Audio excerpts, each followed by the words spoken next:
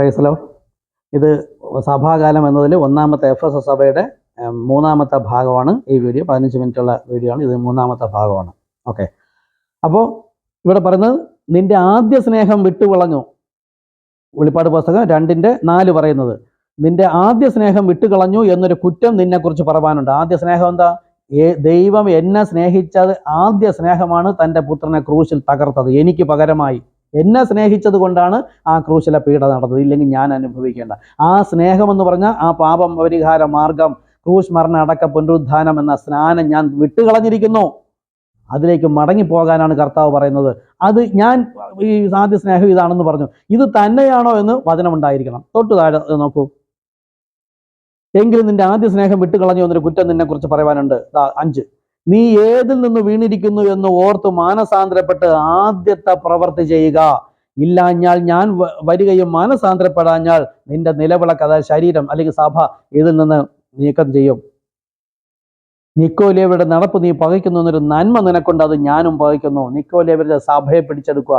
നിക്കോലേവ എന്ന വാക്കിന്റെ അർത്ഥം സഭയെ പിടിച്ചെടുക്കുക. അയഞ്ഞതെന്നാണ് എഫെസോസ് എന്ന വാക്ക്. അപ്പൊ ദൈവത്തിന്റെ വചനം വന്ന് ശരിയായ ഉറപ്പോടുകൂടി വന്നെങ്കിലും ആ എഫെസോസ് എന്ന് പറഞ്ഞ അന്ന് ആസിയിലുണ്ടായിരുന്ന പട്ടണത്തിലെ വിശ്വാസവും അയഞ്ഞതായിരുന്നു. ഇവിടെയും അയഞ്ഞത് തന്നെ. യേശുക്രിസ്തുവിന്റെ ഒറ്റ നാമത്തിലല്ല ഇതൊന്നും പറയുന്നതും പ്രവർത്തിക്കുന്നതും വിശ്വസിക്കുന്നതും എല്ലാം രണ്ടും കൂടെ. അത് ശീതോഷ്ണവാനാണ്. അപ്പോൾ നീ ഏതിൽ നിന്ന് വീണിരിക്കുന്നു എന്ന് ഓർത്ത് ആദ്യത്തെ പ്രവൃത്തി ചെയ്യുക. പരിശുദ്ധാത്മാവ് പ്രാപിച്ച് അപ്പോസ്തലന്മാർ ഇറങ്ങി വന്നപ്പോൾ ചെയ്ത ആദ്യത്തെ പ്രവൃത്തിയാണ് അപ്പോസ്തലപ്രവൃത്തി 2:38. ഓരോരുത്തർ മാനസാന്തരപ്പെട്ട് പാപങ്ങളുടെ മോചനത്തിനായി. ഈ രണ്ടിനും ഏത് നാമമെന്ന് യേശുക്രിസ്തു ലൂക്കോസ് 24:46 പറഞ്ഞു. മരിച്ചടക്കി ഉയർത്തെഴുന്നേൽക്കുന്നവന്റെ നാമത്തിലാണ് പാപമോചനവും മാനസാന്തരവും. അവിടെ നാമം പറഞ്ഞില്ല. പരിശുദ്ധാത്മാവ് അതിനെ ഓർമ്മപ്പെടുത്തി ഉപദേശിക്കുന്നു. മാനസാന്തരപ്പെട്ട് പാപങ്ങളുടെ മോചനത്തിനായി ഉയർത്തെഴുന്നേറ്റവന്റെ നാമമായ കർത്താവായ യേശുക്രിസ്തു നാമത്തിൽ സ്നാനമേൽപ്പിൻ. എങ്കിൽ പരിശുദ്ധാത്മാവ് എന്ന ദാനം അത് ഹൃദയത്തിൽ മുദ്രയായിട്ട് ലഭിക്കും. അഭിഷേകമല്ല, അത് വചനം കേൾക്കുന്നവരുടെ മേൽ അഭിഷേകം വരുന്നുണ്ട്. സ്നാനമേൽക്കാത്തവരുടെ മേലും നമ്മെ പോലെ പരിശുദ്ധാത്മാവ് പ്രാപിക്കുക. പുറത്തു വന്നത് പ്രാപിച്ചവരെ സ്നാനത്തിൽ വെള്ളം വിലക്കുവാൻ ആർക്കും അധികാരമില്ല. ഓക്കെ.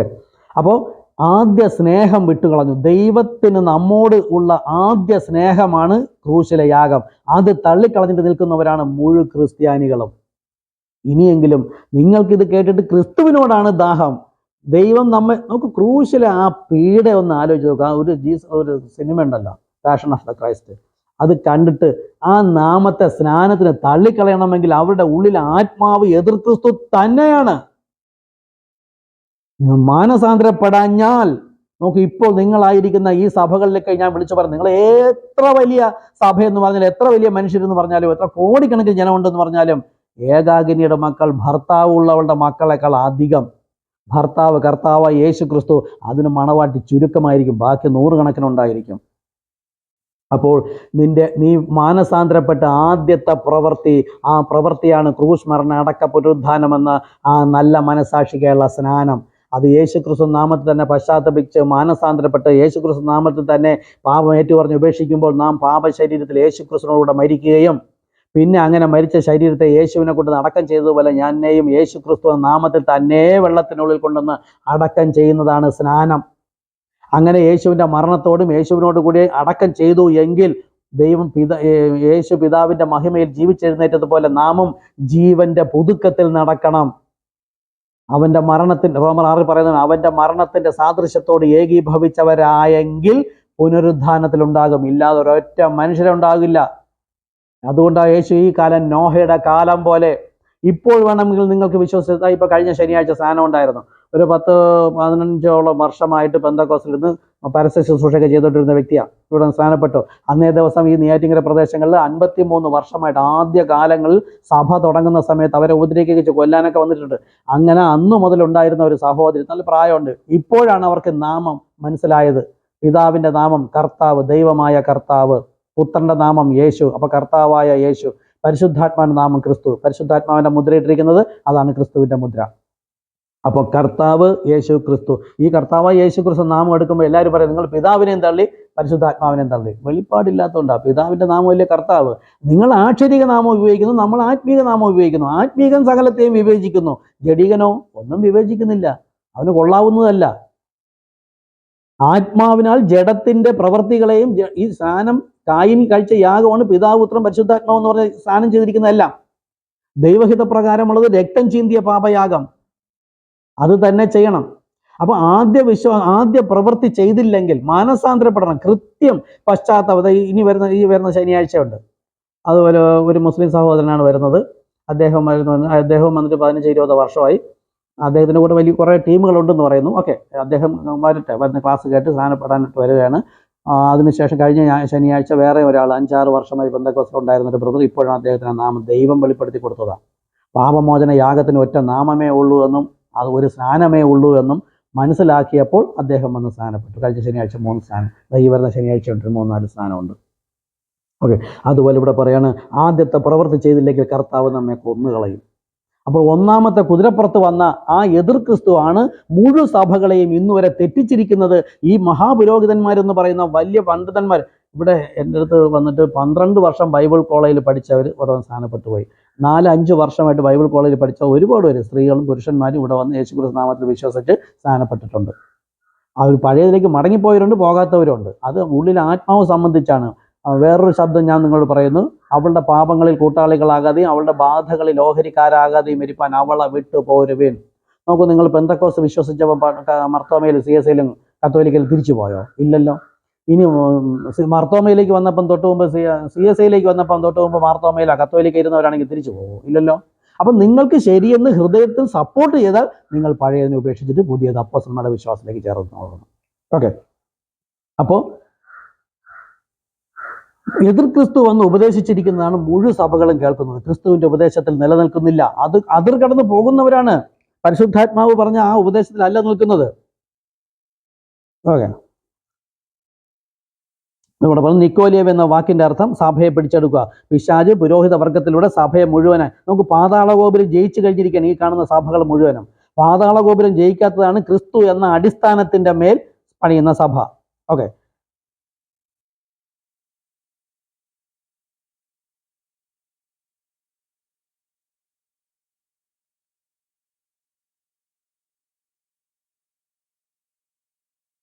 അപ്പോസ്തലന്മാർ പറഞ്ഞ വചനമാണ്. ഞങ്ങൾ പോയ ശേഷം ദൈവത്തിന്റെ ആട്ടിൻകൂട്ടത്തെ ആദരിക്കാത്ത കൊടിയ ചെന്നായ്ക്കൾ, ഞാനിവിടെ കൊടുത്തിട്ട് ബൈബിൾ കോളേജ് വഴിയായി പുരോഹിതൻ പട്ടം ലഭിച്ചുകൊണ്ട് ഞങ്ങളുടെ സുവിശേഷം ഒരിക്കൽ എന്നും മറ്റൊരിക്കൽ ഇല്ല എന്നുമല്ല, അനേകം പേരെ തെറ്റിച്ച് കളഞ്ഞിരിക്കുകയാണ്. അപ്പോസ്തലന്മാരിലൂടെ ഒരിക്കൽ എന്ന് പറഞ്ഞ കർത്താവ് യേശുക്രിസ്തു നാമം പിന്നെ ഒരിക്കൽ ഇല്ലാതായിട്ടില്ല. അതാരാണ് തെറ്റിച്ചെന്നൊക്കെ ഞാൻ തുറന്ന് പറയുന്നുണ്ട്.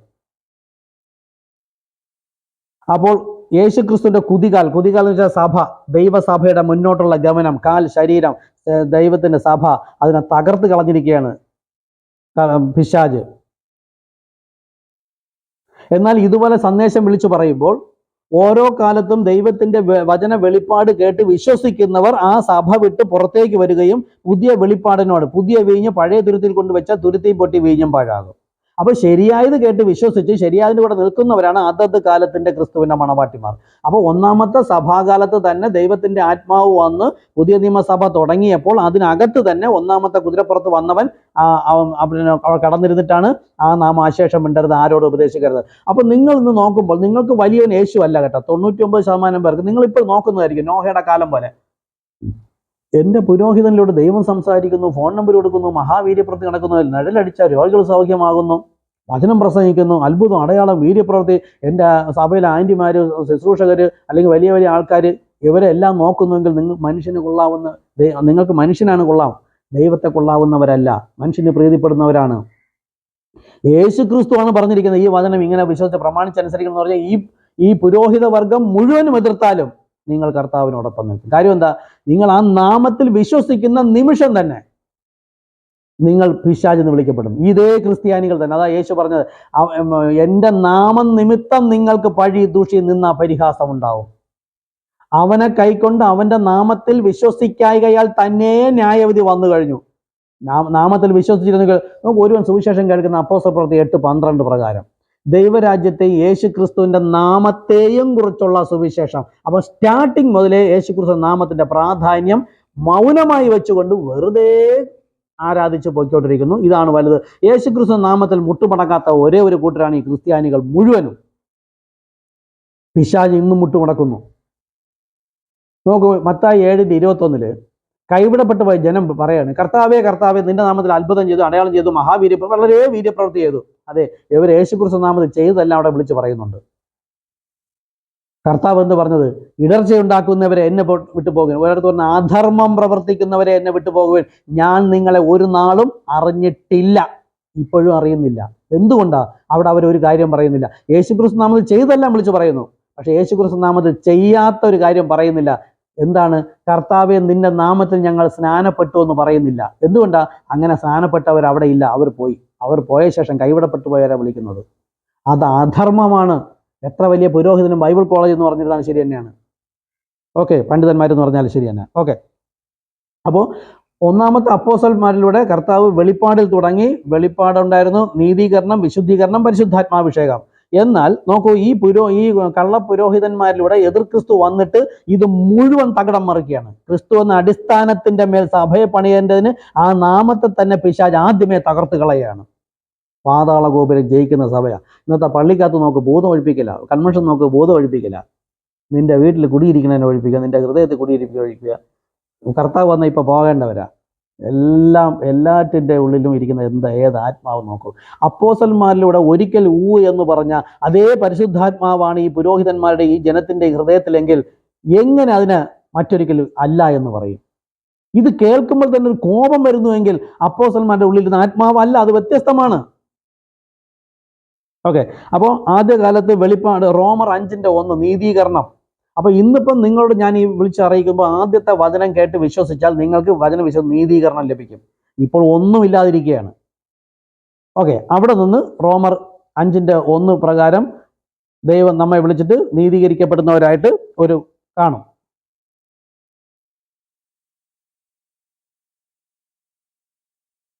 അപ്പോൾ യോഹന്നാൻ 8:47 കർത്താവ് പറഞ്ഞു, ദൈവസന്തതിയായവൻ ദൈവവചനം കേൾക്കുന്നു, നിങ്ങളോ ദൈവസന്തതി അല്ലായകയാൽ കേൾക്കുന്നില്ല. കർത്താവ് പറഞ്ഞിരിക്കുന്നതാ. നിങ്ങൾ ദൈവസന്തതിയാണെങ്കിൽ നിങ്ങൾ ദൈവസന്തതിയാണ്, ദൈവത്തിന്റെ മക്കളാണ്, മണവാട്ടിയാണെങ്കിൽ നിങ്ങളുടെ ഉള്ളിൽ പരിശുദ്ധാത്മാവ് ഉണ്ടെന്ന. ആത്മാവ് വഴി നടത്തുന്നവരാണ് ദൈവത്തിന്റെ മക്കൾ. അങ്ങനെയെങ്കിൽ അപ്പോസ്തലന്മാരുടെ ഉള്ളിൽ ആത്മാവ് ഒന്ന്, ഒരു ആത്മാവല്ലേ ഉള്ളൂ. എഫെസ്യർ 4:5 വായിച്ചോ, ആത്മാവ് ഒന്ന്. ആ പരിശുദ്ധാത്മാവ് അവരുടെ ഉള്ളിൽ വന്ന അതേ ആത്മാവാണ് വന്നതെങ്കിൽ പിന്നെ എങ്ങനെ ഇത്രയും കാലം നിങ്ങൾ ഇവിടെ ഇരുന്നു? ഇത്രയും വചനം തെറ്റായിട്ട് വിശ്വസിച്ച്, ധാരാളം വചനങ്ങളുണ്ട്, എല്ലാം വിശ്വസിച്ച് പ്രമാണിച്ചനുസരിച്ച് നടന്നിട്ട് നിങ്ങൾക്ക് ഒരു നിമിഷം ഒരു ഹൃദയത്തിൽ കുത്തു വന്നില്ല. അപ്പോൾ അതല്ല ആത്മാവ്, അതിനെ ഇറക്കി വിടുക. സമയം തീർന്നു, വളരെ സമയത്ത് ഇസ്രായേൽ നടക്കുന്ന സംഭവങ്ങളൊക്കെ നോക്കി അറിയാം.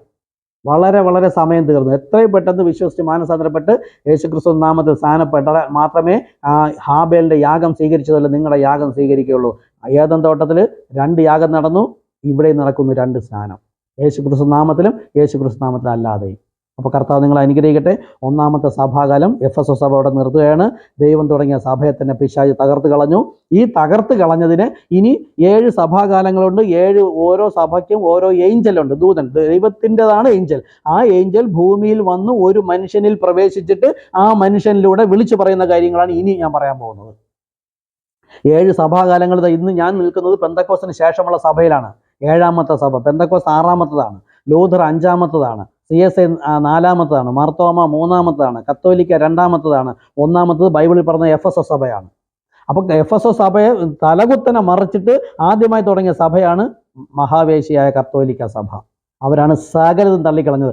അതിൽ നിന്ന് കർത്താവ് മാർട്ടിൻ മുഖാന്തരം, ഇറാനിയസ് മുഖാന്തരം ഓരോരുത്തരെ വിളിച്ച് പുറത്തേക്ക് കൊണ്ടുവന്ന് അപ്പോസ്തലന്മാരുടെ വിശ്വാസത്തിലേക്ക് മടക്കി കൊണ്ടുപോവുകയാണ്. അതാണ് തുടർന്ന് ഞാൻ പറയുന്നത്. ഇത് 1ാമത്തെ സഭാകാലം ഇവിടെ തീരുന്നു. കർത്താവ് നിങ്ങളെ അനുഗ്രഹിക്കട്ടെ. ആമേൻ.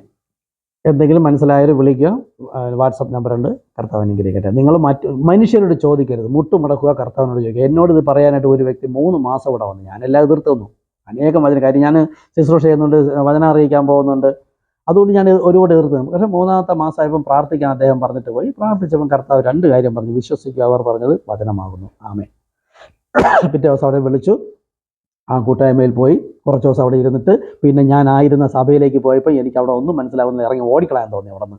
കാര്യം എന്താ? അവിടെ വെളിപ്പാടില്ലായിരുന്നു. വെളിപ്പാടില്ല ദൈവം തന്നെ സഭയെ പണിയുന്നത്. ഓക്കെ, അതുപോലെ നിങ്ങൾക്ക് മനസ്സിലാകില്ല എങ്കിൽ പരിശുദ്ധാത്മാവോട് മാത്രം ചോദിക്കുക. മനസ്സിലായാൽ ഇത് മനസ്സിലാകാതെ ഈ വെളിപ്പാടില്ലാത്തവരോട് ചോദിക്കുക. അതാ ഞാൻ പറഞ്ഞു, പെന്തക്കോസ്തിന്റെ ഉപദേശം ശരിയാണെന്ന് കത്തോലിക്ക മാർത്തോമയിൽ പോയി ചോദിച്ചാൽ പറയൂ ഇല്ല. അതുപോലെ നിങ്ങൾക്ക് പെന്തക്കോസ്തിൻ്റെ മനസ്സിലായെങ്കിൽ കത്തോലിക്കക്കാർക്ക് മനസ്സിലാകാതിരിക്കുമ്പോൾ നിങ്ങൾക്ക് അവരെക്കുറിച്ച് എന്ത് തോന്നുന്നുവോ അതാണ് എനിക്കിപ്പോൾ നിങ്ങളെക്കുറിച്ച് തോന്നുന്നത്. ഇത്രയും വ്യക്തവും ശക്തവുമായി പറഞ്ഞിട്ട് മനസ്സിലാവുന്നില്ലല്ലോ എന്ന്. ഓക്കെ, കർത്താവ് നിങ്ങളെ അനുഗ്രഹിക്കട്ടെ. Thank you.